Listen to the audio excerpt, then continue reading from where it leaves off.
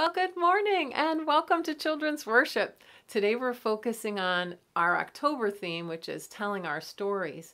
But in this worship, we're going to focus on the truth, learning about the truth, telling the truth, and acting from the truth. So let's begin with our opening song. Get ready to move your bodies. Caden is going to be leading us in Earth, My Body, and we'll sing it through twice, and the last time we'll just act out the motions and really see if we can really be in our bodies with it.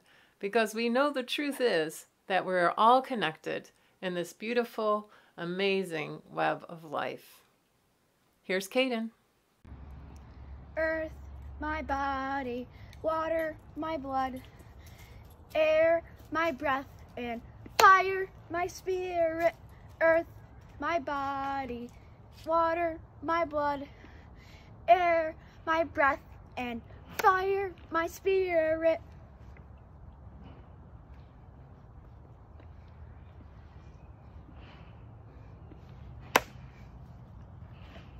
For our chalice lighting today, I'm going to be lighting our church chalice, and I'm inviting you to light your own at home.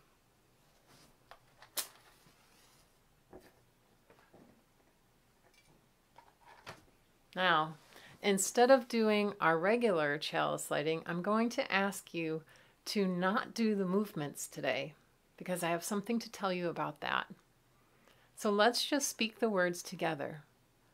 Life is a gift for which we are grateful.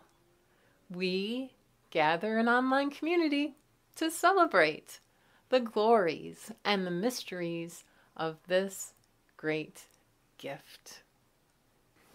I have an important truth to share with you, and that is that one of our members, Allie, who is an interpreter for the deaf community, came to me and she said, "You know, Sheila, the way that we do the chalice lighting words probably would not feel great to somebody who is deaf or hard of hearing if they are on this call or if they've been with us or if they come to visit." I said, "Oh, well, why not?" And she said, "Well, it's kind of like taking something precious or important to someone and using it for yourself in a way that would not feel good to them." And I was like, oh, so what doesn't feel good is that some of the words that we use, some of the movements that we use are ASL, American Sign Language meanings, right? They have the same meaning, but some of them don't. So we're using the English with some of the words, but not everything. And so it probably would feel to somebody like we're just plucking out something from the culture that that person is in to use for our own joy or benefit. And that's not really cool because we're focusing on telling the truth, but also letting people tell their own stories. And so in this way, when we honor someone's own native language, then we can be more inviting, accepting, and we can learn something in the process. So if you don't already know American Sign Language, hopefully we'll learn some. And I'm going to share with you the version that we're going to learn. Allie's going to now do the chalice lighting in American Sign Language, which we can learn in the next few weeks. And it's quite beautiful. Here she is.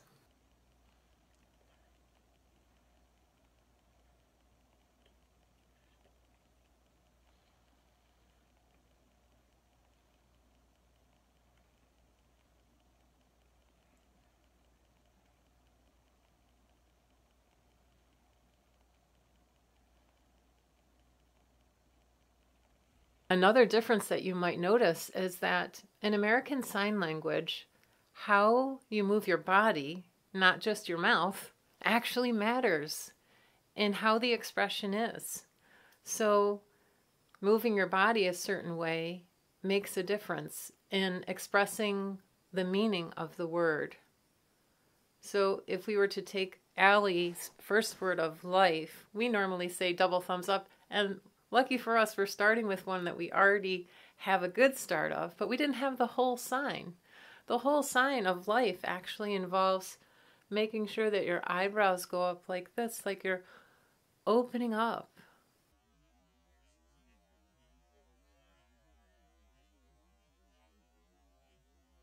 Let's try it together just once.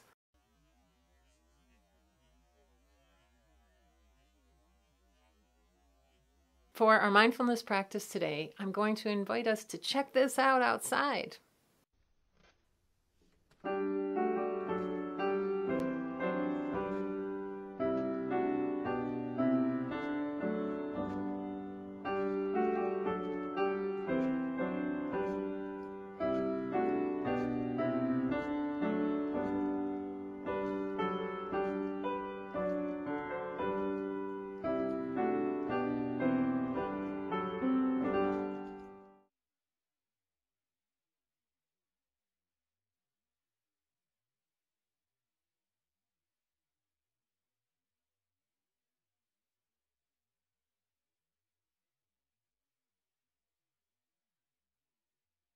It's called the fall needle drop, and some trees that are evergreen, meaning that they stay green through the winter time, some of them lose a bunch of needles at this time of year.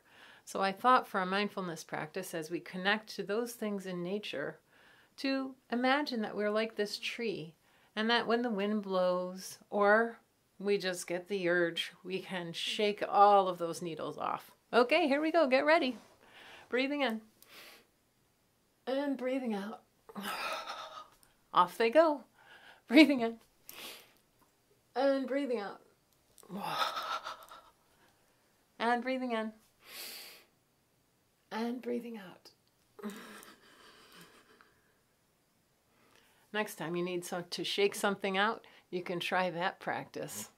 I have a question for you, and that is, why do you think on my calendar it says it's Indigenous Peoples Day tomorrow, and at the bottom it says 1492, Indigenous people discover Columbus?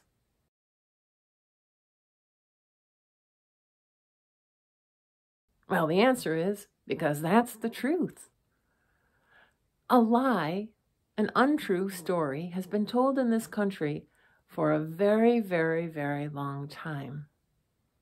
And it's a very hurtful story, and that is that Columbus was this hero. He was an explorer who came and discovered America so that all these white people could be here and live in it, when in fact Columbus was no hero at all. He was a cruel and evil person that promoted or tried to affirm this idea that white people were better than the indigenous people, and he could do anything he wanted. He could take land, he could take life, he could destroy the culture that was here. And that's the reason why my calendar says Indigenous people discover Columbus, because it's supporting, it's refuting that old lie and actually telling the truth, which is more honorable, it is more respectful of the dignity and worth of Indigenous peoples today.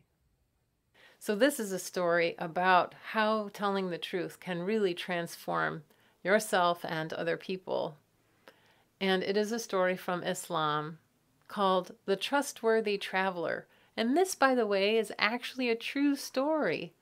Of course, we're acting it out, but it is a true story that actually happened in history. Abdul Qadir had a deep desire to increase his knowledge. He scoured the city, sitting with every scholar he could find. But alas, the city was small and the scholars few. But there was a wealth of knowledge beyond in the wonderful city of Baghdad. To complicate things, his father had died, leaving him and his mother in poverty. His duty to his mom bound him to her, but his deep desire to seek knowledge pulled him away. Oh, what a mother he had! She loved her only child so, and prayed to Allah that he would be guided rightly. But what was the right path? Should she keep Abdul Qadir with her, or help him in his search for knowledge?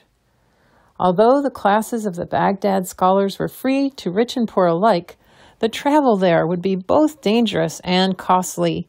If he went, it would mean buying a donkey or camel to ride on, and joining a caravan for safety through the harsh desert where robbers were known to be frequent. They decided he would go, 18-year-old Abdul Qadir, to the House of Wisdom in Baghdad.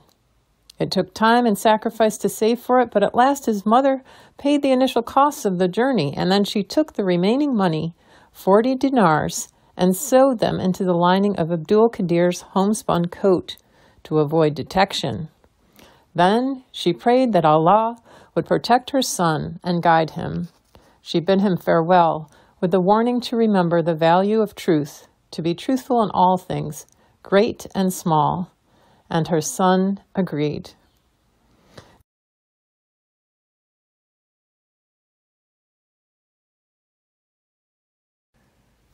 As it happened, after some days of travel, sure enough, robbers overtook the caravan.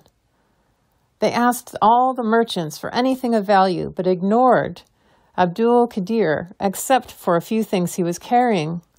Finally, as they prepared to leave, the thieves probed the group with one last question. Do you have anything else of value with you? Yes, I have. Oh, really? And what of great wealth would you possess? I have 40 silver dinars with me. And where is this money of yours?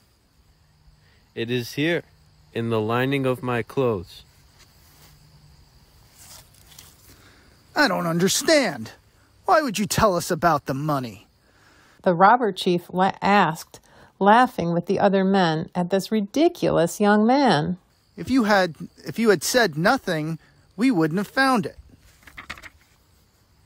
I promised my mother never to lie about anything.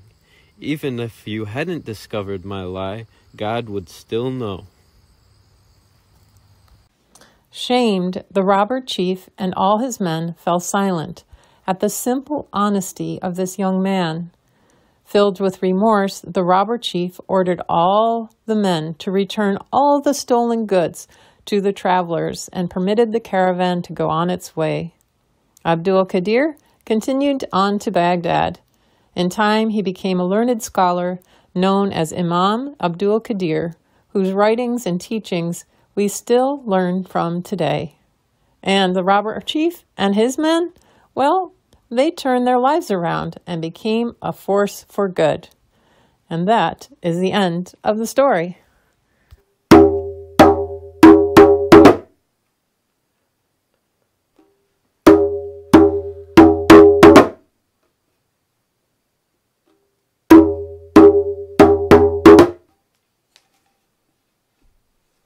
I'm wondering what you think that story has to teach us or to remind us about.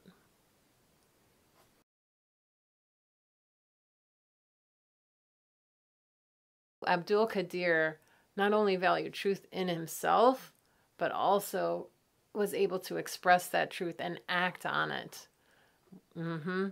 So as Unitarian Universalists, honoring the truth, trusting in it, and revealing it is really important to us. Oh, and the second thing I absolutely love about this story is the power of truth to change things for the better. So when Abdul Qadir was able to be truthful in himself, he actually transformed the people around him, changed how they viewed their place in what they were doing.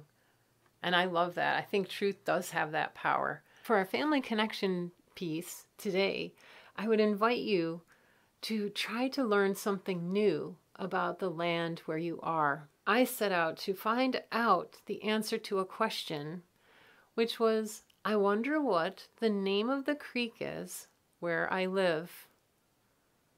Certainly it couldn't be Shipbuilders Creek, because shipbuilding wouldn't have been something that indigenous peoples here would have been doing.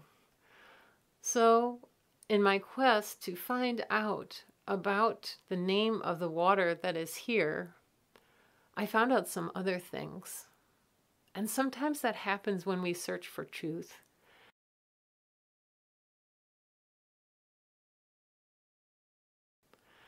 These arrowheads actually have come from the farms in the area here in Webster where I live.